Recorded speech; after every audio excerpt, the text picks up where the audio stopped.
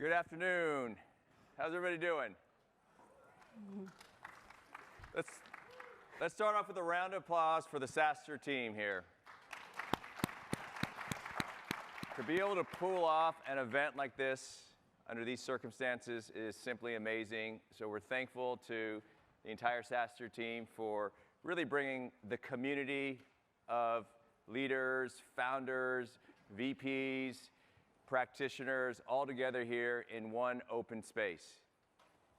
So I'd like to start off by saying that I am really privileged to have the opportunity to have Katrina and Asawari here with me. Both have been truly instrumental in helping me become a better leader, a better person, and still today we collaborate on ideas around go-to-market, around marketing, on how to really build different type of engines to scale companies. So Katrina, why don't you first start off and introduce yourself and tell us a little bit about what you're doing today and about wherever you've been from. Thank you, Yosh. Just really amazing to be here today in real life. I could barely believe it, and I really didn't even realize how much I miss, interacting with other community members in tech. But a little bit about myself, about 15 years of a marketing career here in Silicon Valley, and mostly focused on enterprise and B2B marketing. I really love helping companies of all sizes move up to the enterprise as their selling motion, as their marketing motion. These days, we are so lucky, and we'll talk about this a lot more, truly data-driven marketing and just really being able to do that in a super robust way. And I currently lead marketing for the segment business unit, and we are now part of Twilio. Great. Asawari, how about you tell the audience about your experience in marketing and at scale companies? Yeah, all right. Again, like Katrina said, super excited to be here today, and it's great to be at an in-person event. So I'm Asawari. I'm a chemical engineer turned computational biologist turned marketer with a sales engineering stint along the way. I think the area I'm really passionate about is user-focused, working in companies with user-focused or developer-focused products. That's been my 15 years in companies building products in the data space. That's an area that I really enjoy working in. And I feel like my sales engineering experience, along with kind of the engineering background, brings a unique perspective to how I approach marketing. And right now, I lead marketing at a small startup called Anyscale that's disrupting the distributed computing space. What about you, Yosh? Well, so both Katrina and Asawari call me Yosh, so my name is Jeff or Jeffrey, but feel free, audience, you can call me Yosh. So I've been fortunate to have been part of this SaaS journey for a very long time. So in 1999, I was a user or customer of Salesforce, and if you remember, Salesforce started in 1999. In 2004, 2003, actually, I joined Salesforce.com as an early employee, not in marketing. I was focused on implementation services, helping deploy Salesforce to customers. And then over my span of years at Salesforce, I moved from services into a team called the App Exchange team, and this launched the ecosystem, and this is where I met Jason Lemkin and a lot of founders and entrepreneurs who were starting up SaaS startups around the Salesforce ecosystem. Fortunately, after that stint at Salesforce, I moved on to help start a company called Zuora, and was employee number one outside of the founding team at Zuora. And then decided I needed to move into developer land. So over the last really 10 years, I've been in data, developer ecosystems. I worked at Elastic. Together, we helped take the company public. And then right now, I'm at a developer security company called Snyk. So very fortunate to have all the experiences that I've had. But we're here to talk about marketing, so let's get into it. So next is Katrina. Tell us about the different eras from your perspective about marketing. Yeah, when we were putting this slide together, I thought I would, just kind of kick this off and frame it as a marketer, over the last decade or so, what have I been asked to do? So kind of in the early SaaS years, we mostly had traditional marketing. This is events, this is PR, because we were just at the beginnings of marketing technology. So I don't take for granted in terms of how far we've come and what we can actually measure. And it was just so hard in the early days to understand what your users are doing, and we were just guessing most of the time. Fast forward a little bit, with the last decade, there was so much pressure, and I've done my fair round of early stage startups where, many CEOs and founders were like, Katrina, go create a category, make it a movement, and there was just so much pressure to do so. We'll talk a lot more about this as well. When is the right time to do this, and should you really even do that? What are some pros and cons? But the net of it is, there was an explosion of just categories, whether it made sense or not, security clouds, like just everything, clouds for everything. Fast forward to now, and I always think now is my, favorite time, no matter what, stage of life. But, I'm referring it to as really the data SaaS, right? It's about product-led growth, but we finally have a better way to instrument our marketing stacks and to understand what our customers are doing and how to better service them. So, being truly data-driven was what I envisioned over a decade ago, and we're getting closer and closer every day. So here we are. We're going to talk about Hypergrowth Lessons. These are the companies that we've worked at over the last 10 or so years. And we wanted to point out one thing that in our introductions, I think, is pretty interesting and also common amongst all of us.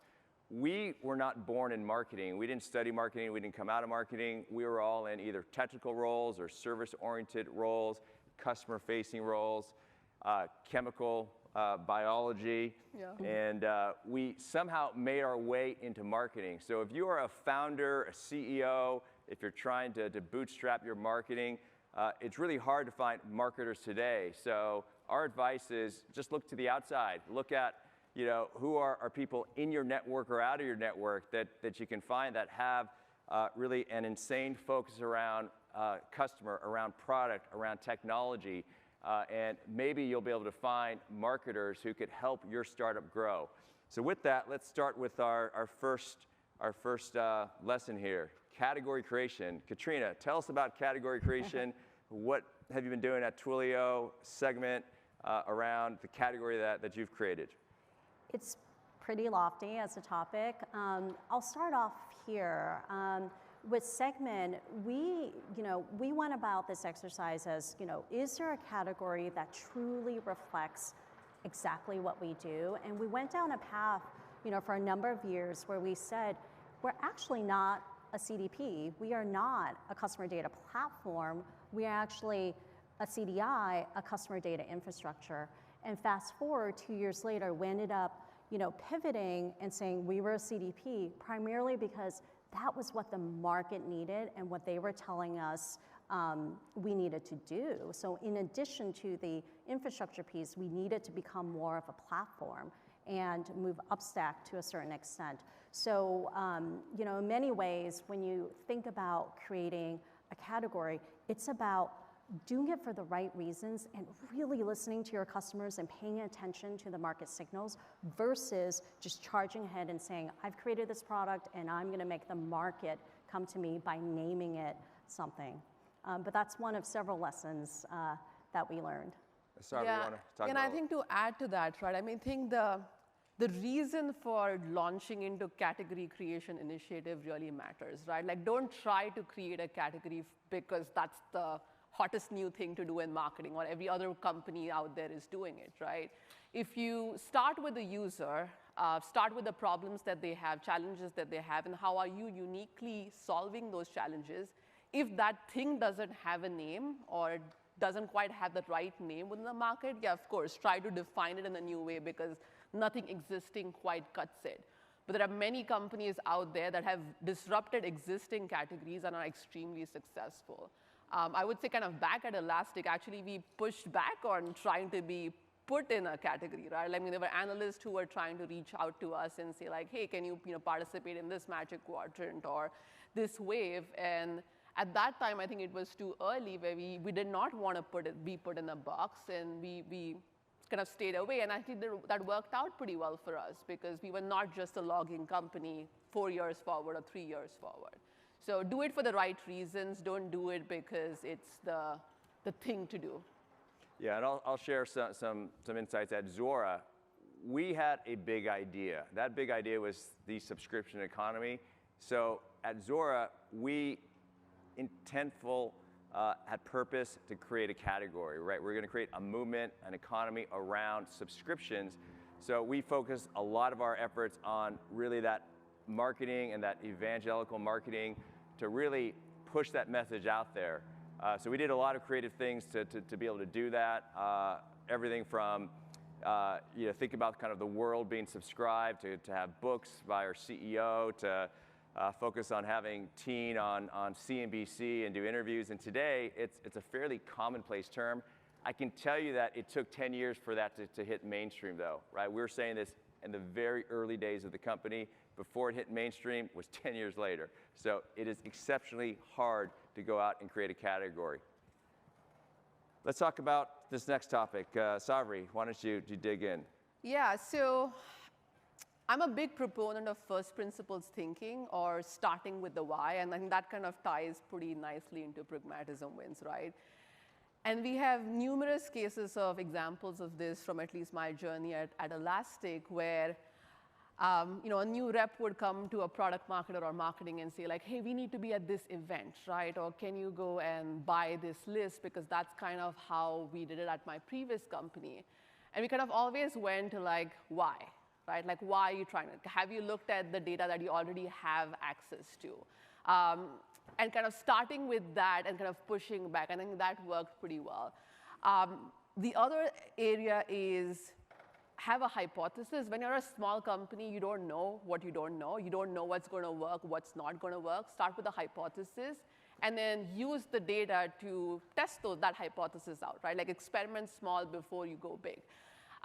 Examples of this where, again, we did stuff that was unconventional but worked for Elastic were examples like putting a getting started with webinar on our homepage banner. This was pre us becoming SaaS, where SaaS, everything starts with like start a free trial. So this was pre-SaaS a little bit. But most companies wouldn't put a getting started webinar as their top CTA. But it worked wonders for us because we were targeting users, we were targeting developers. When they visited the Elastic website, that's what they were looking for. And I think until today, it might be the biggest source of pipeline eventually. So be pragmatic about, look at the data and be pragmatic about what works and what doesn't work for your company, because what worked for you in the past or what worked for somebody else might not be the right choice for you. Great. Why don't we move to numbers? Katrina, share us some experiences around kind of how you think about numbers, how do you use numbers? Yeah, I've spoken about this in the past, which is, in marketing, most of my team members know this. They actually carry a number, and we are just so focused on just, the entire funnel conversion. We forecast our MQLs. We look at conversion rates, from MQLs to, sales qualified leads to sales qualified opportunities, and then ultimately conversion. And so we actually even run, pipeline meetings ourselves before we do the pipeline meetings with sales. So it is about data and studying what's working, but it's very, very, how should I say this? It's at an absolute fast frequency because our data changes so much. And so it's not like we do these meetings, once a month. It is on a weekly basis. Yeah. Yeah, and I'll talk about PLG a little bit. This is really kind of what a lot of companies here are probably thinking about is product-led growth, right? So how do you instrument your product so that it organically gets all of that throughput? How does it get out to the hands of users, and how do you use that to create a funnel? So in a PLG type of company, right, data is absolute. You absolutely need to measure everything. So you need to look at everything from how are you getting users to really sign up, and how are you acquiring those users? how are you getting them to activate, and through what channels are they activating? So say you have different channels where they can activate through another ecosystem, and then another ecosystem over here. You need to instrument and be able to understand what is performing better or worse. Then you need to look at the conversion rate, and then on the monetization side, how do you look at pipeline created through that PLG motion, as well as self-serve revenue. And you can instrument this entire funnel to be able to iterate, can do A/B testing, and then ultimately figure out what works. So I think PLG is a really important motion that's happening now. It is a core part of marketing, and being able to use data to drive those decisions is an absolute must. Yeah, I think one thing I'll add to that, it's not quite numbers don't lie, but what's becoming so critical in this PLG world, or where numbers are plentiful, is that your collaboration or your partnership with sales, but also your collaboration and partnership with product and engineering teams is so critical, right? Because you can measure if like a feature that has been designed, I might be driving people to that feature, but if the UX is not great, maybe the feature is not being used, right? So you can really use data and then have those honest conversations in why are you not seeing uptake, why are you not seeing revenue? All right, we're going to talk about experimentation. Who wants to share experimentation experiences? Again, I think like start small before you go big. We did a lot of experiments at Elastic. I continue to do that at Anyscale. One big thing I'll say is be intentional and define upfront how you're going to measure success, right? Because if you don't do those two things, then you're just throwing, it's just trial and error at that point, right? You're just throwing spaghetti at the wall and you're seeing what sticks. Areas where we did, and this is probably no surprise to a lot of marketers out there, newsletter designs. Like sometimes you might think like a really polished newsletter is going to actually be much more successful in terms of engagement or open rates or click-throughs. Actually, what we found at Elastic was the simpler looking newsletters that were actually not super polished looking, that were shorter, did much better in terms of clicks and engagement. And so we're like, yeah, let's run with this, right? So started small, like didn't spend 3 months trying to like design this amazing looking thing. Started small and kind of iterated, right? So again, be intentional about your experiments, define upfront how you're going to measure success, and then trust that data. I think for us, when a business is a little bit larger and you are the head of marketing, you're probably walking into a well-oiled or decently well-oiled machine. And so what you may find is that because things are working, there's less appetite to do spend for innovation. And what I tell my team is, hey, let's make sure whether it's 10% or 20%, I want you to take that budget and innovate. And we actually put OKRs around innovation, so that way you don't run the risk of just channel fatigue. Because I've seen that, right? Where pipeline just kind of stalls out because you're doing everything and all of a sudden something changes and it no longer works. So that's kind of an important piece as a leader, to really encourage your teams to innovate and give them the space to do so. Like they will not be penalized if they do a little bit of spend for innovation. I mean, earlier today, Alex from DataDriven was talking about pilots, right? This is all about pilots, experimentation, right? And you need to be able to train your people, mentor your people, as well as coach your executive team that you're going to start off small, and if things go really, really well, you're going to double down, right? If things don't go well, you're going to kill it. And you need to have that constant motion happening, ongoing and ongoing. A marketing team at scale, you're going to have hundreds of campaigns running in the background at all times. And you're going to have new campaigns, and you want to encourage the idea generation. You want to encourage people to come out with some sort of creative concept that they want to experiment. So you want to build that into the DNA of your team, because that's going to ultimately help you really test the market and really figure out what works and what doesn't work. I would add kind of one thing: invest in your measurement infrastructure, your measurement process early on, because when you're at hundreds or thousands of campaigns running at one time, being able to see what's working and what's not, That's a pretty hairy data problem or systems problem. So kind of think about that earlier on versus realizing that spreadsheets don't cut it when it's a little too late. Why don't you talk about community? Elastic started off as an open source project and evolved into a highly successful commercial business. Yeah, so at Elastic, we had a saying that, internally, we had a saying that community was everybody's business. It's just that a few of the employees did it as a full-time role, right? So we had a community team, a developer relations, or a developer advocacy team. I think of this as kind of being, again, focused on the user and making them really successful. My personal kind of anecdote is when Yosh reached out to me to recruit me to Elastic, I'd never heard of this Elasticsearch thing. And the first thing you obviously do, you start searching and like, what is this Elasticsearch thing? And what I was blown away by was users just, like these were open source users, they were blogging about their elk stack use cases, right? Or they were tweeting about it. And seeing kind of this almost viral adoption of the project, open source project, was one of the big reasons that brought me to Elastic. So if you focus on the user, you focus on removing the friction, and this is a big part of PLG, right? Like you're focused on the user, you're removing the friction from the user kind of getting to that value. If you focus on those two things, the community, if it takes off and the product has value, the community is going to take off, and that's going to kind of, the PLG thing is the flywheel, right? That's going to fuel the flywheel.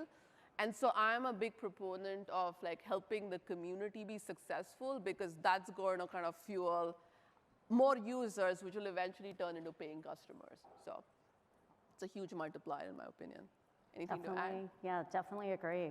Definitely agree. I mean, both Twilio and Segment are, heavily driven by community. There's a huge investment with developer marketing, but it's not going to be in-your-face marketing. What I talk about is the value exchange. What value are we truly providing to our community in exchange for time, right? And for them to play and experiment with our respective technologies. And one of the most common questions that I get around community is, where does the community and DevRel team sit, right? A lot of times these teams start in product, they start in engineering because those were the first users. The first hires of the company were members of the community. Ultimately, when you get to scale, I find it more common for this function to sit within marketing because then you have the aspects of budget, of how do you have repeatable programs, how do you go at scale across different geos. So at Elastic, the community team did start in engineering, it did sit in product, and then eventually moved over to marketing. And it didn't mean that the community DevRel folks who were engineers felt like they were part of marketing. They were ever part of the community because the community is everything. And it was an integral part to our strategy. It was part of our KPIs. It had executive alignment. And we were able to invest more in tripling that team, tripling that budget, being out there to prioritize what are the areas that we need to go build more community and more outreach in. So this is oftentimes a common question that if you are a founder or if you're a creator of an open source project, you're probably going to get, and at some point you're going to need to answer, where does that sit over time when the company gets to scale? Irrespective of where it sits, though, their mandate needs to be about community success and community growth, right? So just because they're in marketing, don't put a pipeline attribution number to their programs because that's counter to how a lot of the typical developer relations, developer advocate folks work. So you're going to lose good talent if you say like, hey, the way I'm going to measure you is based on pipeline because that's not the goal of community teams. +1. Yeah. All right, agencies. How many of you have used an agency before, and how many of you like the agency that you use? Some thumbs up, some thumbs down. Kind of middle ground here. All right, why don't we talk about agencies? And we've all worked with agencies. Some of them are great, some of them are okay, a lot of them kind of suck. What's the best way to work with an agency, Katrina? Yes, agencies. I think the analogy is, it's almost like chiropractic medicine, right? Like you find a really good chiropractor and they do wonders, right? And a bad one can actually kill you.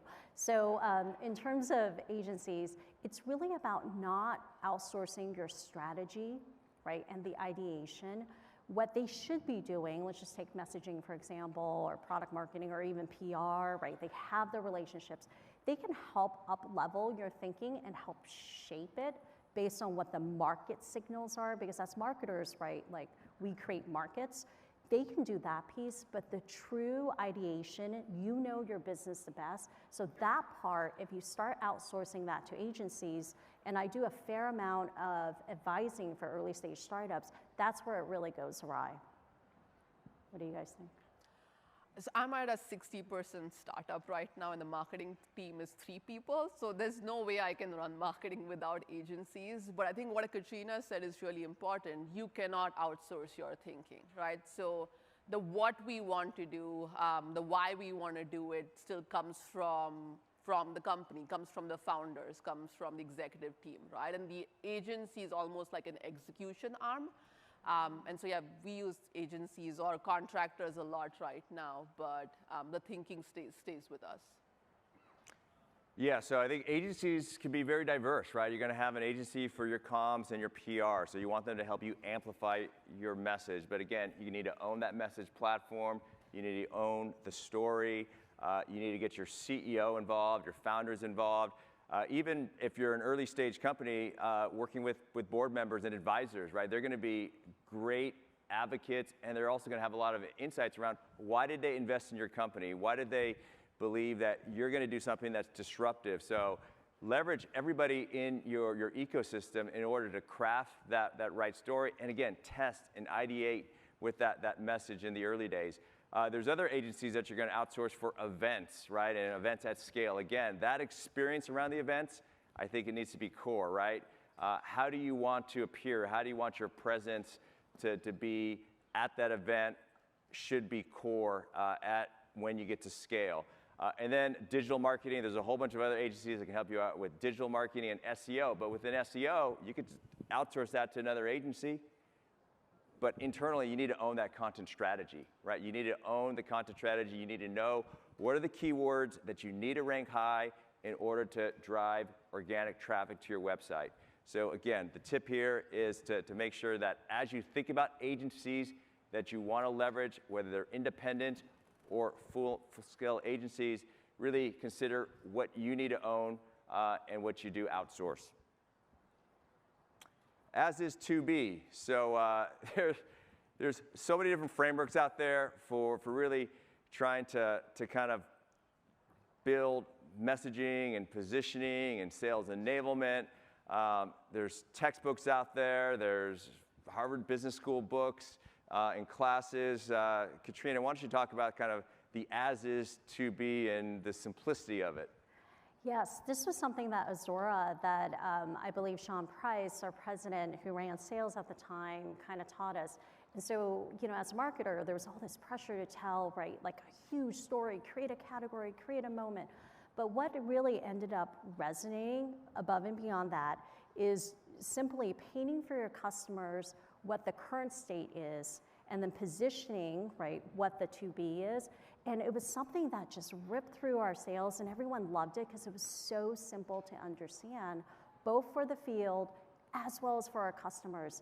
And so to this day, at Twilio Segment, we use something called command of the message, but the main premise is you paint the as-is picture, right, a world, a circumstance, the problem you're looking to solve for your customers, and then you compare it to a to-be. Sounds really simple, but I think sometimes as product marketers, we make it a little bit more complicated than necessary. Anything you'd like to add? No, I completely agree, right? I mean, without showing somebody the vision of what your product, what your service, what your solution, like what does that future look like, it's hard to close the sale. Yeah, and try to get it on one page, right? Try to just get it on one page, crystallize it on one page, make it easy, digestible, and battle test it, right? Sit down with a customer, sit down with a user, sit down with a sales rep. If I'm a marketer, I'm gonna get on calls with the sales team, and I want to hear them go through how they position the company. When we were in the early stages at Zuora, right, one of the things that we all had to do was sell, right? We had to go close customers, and that was by far the best experience because you hear the objections, you hear why they don't want to move yet, you hear why they like some other software that they're already using, even though that the promise of this is better. So really getting all that feedback and then channeling it back into this framework is really, really useful. So critical to be, for marketers out there, so critical to be in front of customers, right? Like, don't create the message or the deck and throw it over to your salespeople or your sales engineers. Like, you need to feel the discomfort of a message not landing to like actually really come back and say, okay, I'm going to tweak the message, right? So be in front of customers as much, or users, prospects, as much as you can be. So true. Okay, pipeline. Now this is a meaty topic, and there's so many tools out there that help you measure and attribute pipeline. You look at all this data that we have today. I think this is a really important topic for marketers to really put a grasp around, because it's not just about pipeline. Things that we do have impact across the entire really kind of funnel above and beyond pipeline. So Katrina, do you want to share some examples of what you're doing around Think about pipeline? it as the full, complete customer lifecycle. And so, I am looking at, opportunities that are sourced by sales, and I follow, right, to see a year later, how is this customer doing? How is the NPS score, right? Are they happy? Are we unlocking additional use cases? Because it's about that full pipe. Because many companies that I've been a part of, we do a great job bringing in the pipeline, closing the deal, but guess what? A year later, right, you have a churn issue. And for those who've been SaaS, that's kind of a big deal. So, you almost have to get ahead of that by a couple steps, and don't just look at your pipe, look at the entire customer, journey, or your entire customer lifecycle. Yeah, the thing to add again, elastic experience. We were very much a bottom-up model, but a bottom-up where there was a huge open source component to it, right? So oftentimes we would see mission-critical apps being run on the free open source version, which will eventually convert to paying customers, right? So, but if we only focused on pipe, like, we would have not grown that open source community. So there was like a pre-pipe adoption component that we really focused on, and that eventually converted into a pipe, right? So when we did deal reviews of some of the bigger deals, you would sometimes see like 2 or 3 years ago, there was an open source use case, and there were 2 open source use cases, and 3 open source use cases, and then they grew, right? And eventually they converted into being customers. So sometimes it's not just about the pipe. Yeah, I'll talk about SEO. I think SEO is really important, especially if you're an early stage company, is you need to look at what is that organic traffic and what is that traffic you want to capture, and how can you build content in order to capture that. So everything looking at your keyword rankings all the way to your top performing blogs. Do you have the tagging right? Do you have the infrastructure right within your own systems to be able to distribute that content and be able to capture users when they're searching for something? So I think kind of SEO is something that's really important. I know that right now in my current job, I get a monthly SEO report, and we are tracking, are we increasing or decreasing our rankings in our top 10 kind of keywords that we know we need to really focus on. We're also focused on the high-performing blogs and high-performing kind of assets on our website, and really looking across the board around how do we get featured in a Google snippet, right? Because if you get a Google snippet in addition to just being surfaced on a search result, it's going to yield significant traffic to your site. And then once you capture that traffic, then you need to measure everything through that entire funnel. So how did that yield into somebody opting into something and actually giving you an email address or their name or their company? How did that yield into somebody starting up a free trial or just a PLG kind of freemium usage of your product? So again, measure everything. And I think it's also important to educate. You need to educate your entire executive team, your board around that this is not just about a pipeline number, right? Of course, we're doing everything in service to help the company grow revenue, for the sales teams to make their their numbers to ensure that there's an adequate coverage ratio. But it's not just about that. If you think about a campaign today, you probably find that a user who then converts to a customer over that 1-year span, 18-month span, 24-month span, may have participated in 20 to 30 to 50 different campaigns over that lifespan. So be able to attribute all of that information and all that data so that then you can figure out what are the levers that you need to double down on. What are the things that can really help you grow the business? One other aspect that I think you touched upon that I think is important that I heard outside when we were walking by one of the presentations is really net retention, right? Net retention or NER, expansion. Absolutely critical, important metric. As a marketer, we need to be very in tune with that metric because we need to make sure that we're not only just growing the new base, but also that we're helping the company expand because this is a number that investors look at, that Wall Street looks at. So not just churn, but what is your net expansion rate and how are you able to onboard your customers and then expand those customers and ultimately renew them. So again, measure everything is something that we think is really, really important. Let's go to our last one, and this is about recipes. We all like food, so what's your favorite recipe? My favorite recipe? Oh my gosh. Actually, my husband has perfected how to bake crepes at home. That's a pretty good one.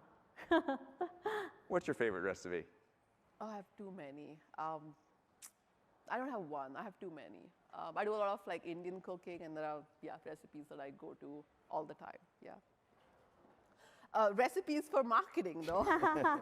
As like Katrina started with crepes. I know. I think of recipes are just like repeatable motions, right? So start small, see what works, and then really focus on how do you almost like automate it to the level that it can be automated or codified so that you're not spending as many cycles thinking about it, right? It almost becomes a well-oiled machine. So I think Elastic like releases there was a well-perfected machine for how we launch products every 6 to 8 weeks. And I'm sure, Katrina, like you'll have examples of it. It just adds a lot of efficiency to your process or to how you operate. And then you can spend those cycles doing something else where you put more creative thought, you put more kind of brain power, and the stuff that's already perfected is almost like self-running. Yeah. We've also created recipes that are external facing for our developer community. So whether it's like how to personalize your SMS text messages, doing omni-channel on top of a CDP to, better instrumentation of some of the most common, marketing stack vendors out there. So we're actually coming out with something that we're calling literally a recipe book, and I love it. It's step-by-step instructions. But when you do that, the signal that you're sending out to your community is that you're adding value and you're helping them, solve something or think about a problem in a different way. So that's been really the biggest engagement that we get. So forget, all of our, other tactics. By far, recipes, really convert well, and people over and over again ask for more. So that engagement is huge.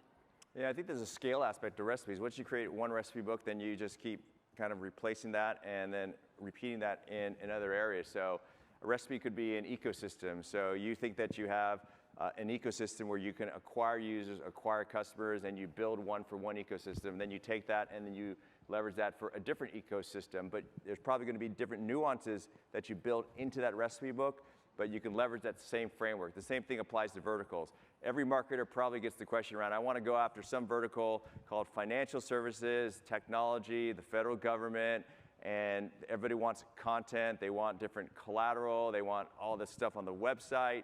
And I think the key thing here is to really think about how do you make things repeatable in that vertical. So if it's financial services, how do you first learn from your customers? And what are customers saying about your product relative to their industry in terms of solving their pain points? And then you take that information and then you figure out, okay, what are the type of content and campaigns that we can do to accelerate our growth in this vertical or area? And then what are the trade shows and events that you need to go to? And then ultimately over time, then maybe the sales team starts to be verticalized as the company gets bigger into that vertical.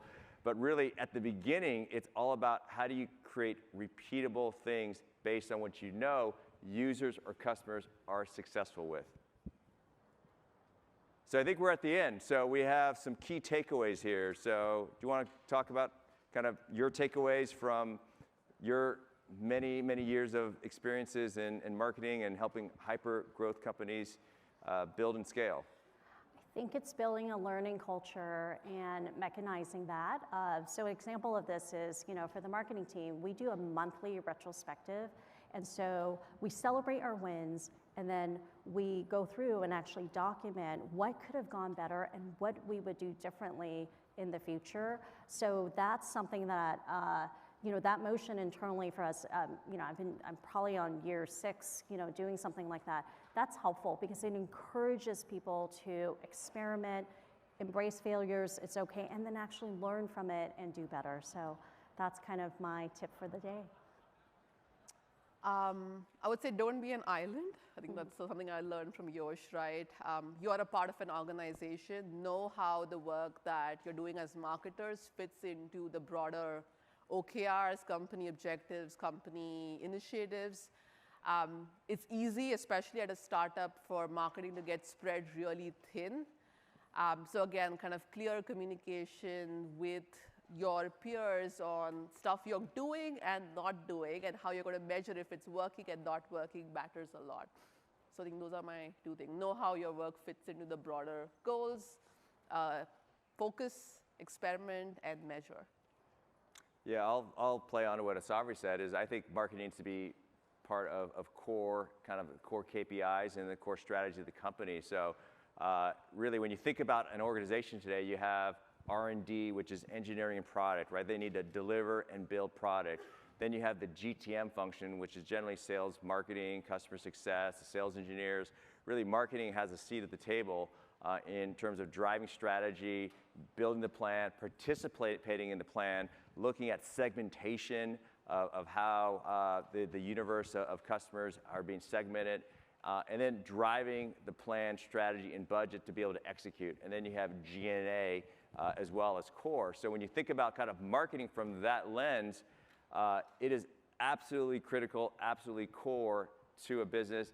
And it's not just about branding. It's not just about the signage and the beautiful things that you see. There's a lot of nitty-gritty kind of nuts and bolts within marketing. And if you are the head of marketing, if you are the VP of marketing or the CMO, it's your job to be able to communicate that broadly across the organization, right? And be visible, be able to make sure that the board understands what you're doing. Be visible, making sure that the rest of the executive team also knows what you're doing, and that you're building alliances across the entire company, because marketing, as Asawari said, cannot exist and function in an island. It's probably the most cross-functional, the most complex organization today in any organization, especially in tech.